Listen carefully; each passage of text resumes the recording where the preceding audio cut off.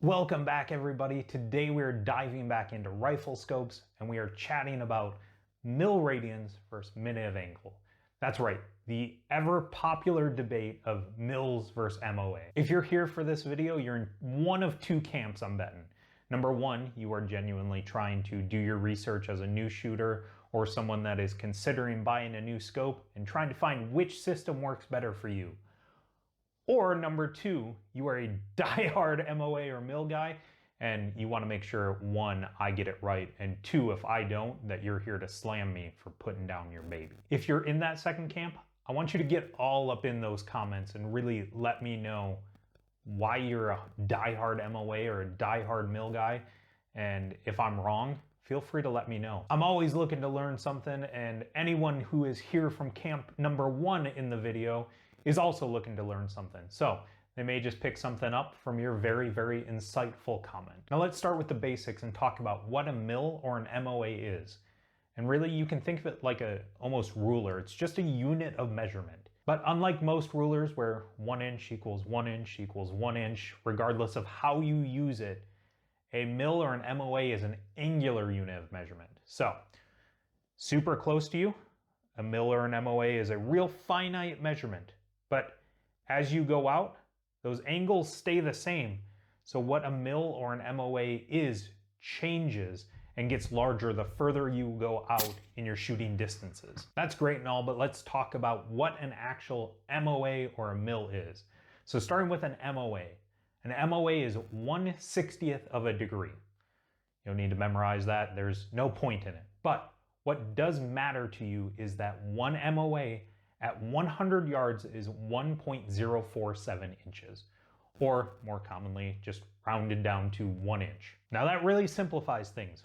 One MOA equals 1 inch at 100 yards. Super easy math for a lot of people. If you jump over to mils, 1 mil equals 1/1000th of a radian. Again, nothing you need to memorize, but what it equates to is 1 mil equals 3.6 inches at 100 yards. Now when you're shooting, you're very rarely working in full units of measurement. So the important thing to you is that mils break down into usually tenths and MOAs usually break down into quarters. So when you're dialing your dope on your turret, you're usually working in tenths of mils or quarters of MOA, and your reticle for holdovers is gonna be in some multiple of that. You usually see like 2/10 of a mil and 1/2 of an MOA as your holdover lines. But if you really want to nerd out over the math and really get down into the nitty gritty details, 1/4 of an MOA at 100 yards is 1/4 inch, whereas 1/10 of a mil at 100 yards is 0.36 inches. Now I strive to be a good enough shooter that the slightly finer MOA and the 0.11 inches it offers me really makes a true difference to my outcome in shooting. I'm not there. If you're there though, kudos to you, that's incredible shooting. But again, I don't think most people have the shooting ability to really get much out of the slightly finer MOA.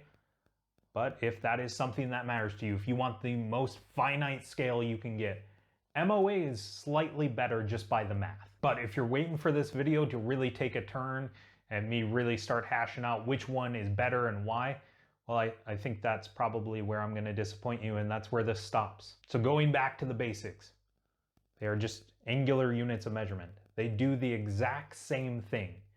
I think in making your decisions, you need to look at two things. Number one, which one makes more sense for you in your head? Are you an inches guy and being able to look at this and say, well, I know what an inch looks like, I know what a foot looks like, and being able to make your corrections off of that? Does that make a lot more sense to you? Well, then you should definitely go with MOA. On the other hand, if you're like 97% of the world and you have no idea what an inch is and you work in meters and centimeters and stuff like that, or if just for whatever reason the multiples of 10 make more sense to you, well then the mil system is going to be your winner far and away. I truly do not think it makes a difference. I've shot rifles with mil systems, I've shot rifles with MOA scopes. As long as I did what I was supposed to, dialed the correct dope, did the right holds, good breath control, good trigger squeeze, the entire shot process was what it was supposed to be, well, the rifle did what it was supposed to do and I hit the target. I don't believe that either system is going to make you an inherently more accurate shooter. What I do believe is that in a rush shot situation, whether it be in competition or hunting, or a quick follow-up shot, again, whether it be in competition or in hunting, picking the system that makes the most sense to you is going to make a huge difference. You're likely going to have to make some adjustments, and being able to do that math quickly in your head and understand what you're looking at is going to make the absolute difference between another miss and probably a successful shot. Now, I will tell you, I'm a pretty diehard MIL guy. All right, and that's because I was in the Marine Corps and everything was MILs, and I got really used to that system. And again, just the multiples of 10 made sense in my head. But in no way am I trying to dissuade you from MOA. If that's the system that makes sense in your noggin, then that is 100% the route you should look at going. But I do think there is a second thing to consider, albeit much more smaller in your decision-making process. And that is what your group shoots. All right, if you have a bunch of friends that you go hunting with, or you have a bunch of friends that you shoot competition with, whatever system they shoot for the majority is going to probably be a lot easier for you to use. One, you guys can talk knowledgeably about it and have a greater understanding of what's going on.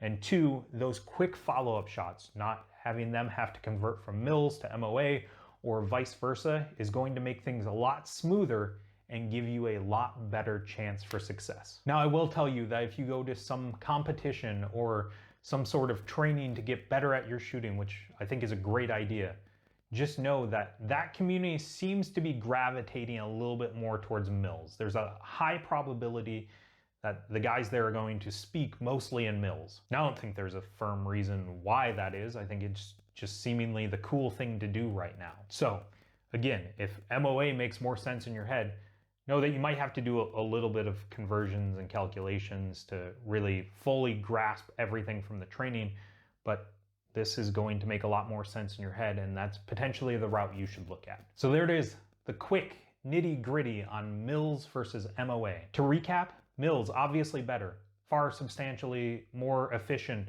than MOA for this guy. But that should not sway you at all. Again, I think both systems work perfectly fine. The key is figuring out which one makes the most sense to you. Now, I want to reiterate what I said at the beginning of the video.